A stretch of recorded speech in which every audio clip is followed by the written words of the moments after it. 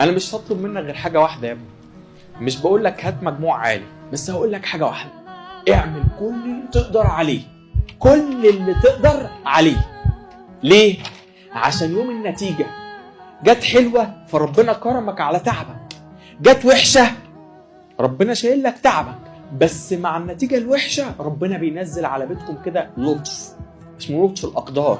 يعني حضرتك في قدر، بس في كلمه الحمد لله، في كلمه احسن ما كان يحصل كذا، في كلمه احنا راضيين.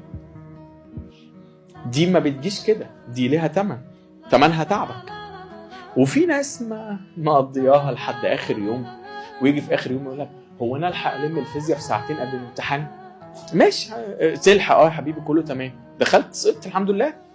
مفيش كلمه الحمد لله في البيت. في اقدار سيئه، في فواجع الاقدار بقى، مش لطف الاقدار. خد بالك، عشان يعني مش هقول لك ان تعبك اليومين الجايين هو تذكره النتيجه العاليه، بس هو لطف الاقدار بتاعك. انت تعبت وعملت اللي عليك، فربنا هيرضيك ويرضيك باللي هو قسمهولك. خاف على اهلك. لو ما عندكش اي طموح في الحياه تعمله، ومش فارق معاك نجاحك من سقوطك، فبيتهيألي يفرق معاك اهلك اللي في البيت اللي مستحملين اللي عشانك.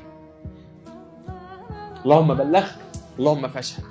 جالي ولي امر، تمام، مستني بنته، وتقريبا لاول مره في السنه يقرر ان هو ايه، طب ما اخترق حاجز ان انا مستنيها.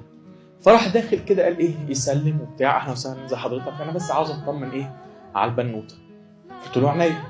فروحنا مطلعين الكشوفات من اول يوم دخلت لحد امتحان الحصه.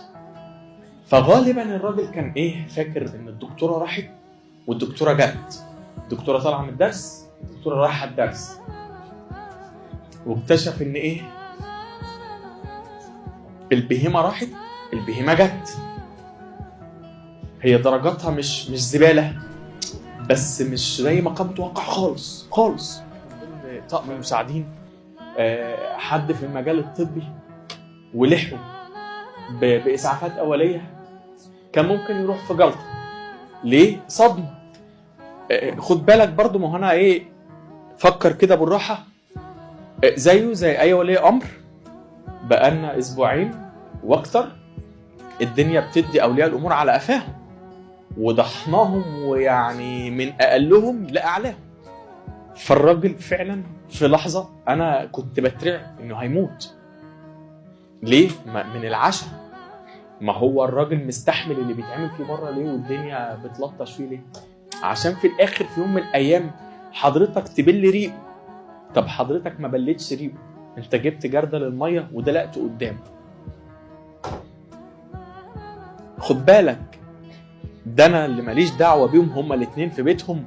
انا كنت هموت من القلق عليه ومن الحزن على اللي هو فيه، ما بالك لو انت السبب في اللي ولي امرك فيه، كنت هتبقى عامل ازاي بقى؟ مبسوط؟ حلو اللي انت وصلتنا فيه ده. انا مش هطلب منك غير حاجه واحده يا ابني. مش بقول لك هات مجموع عالي، بس هقول لك حاجه واحده: اعمل كل اللي تقدر عليه، كل اللي تقدر عليه. ليه؟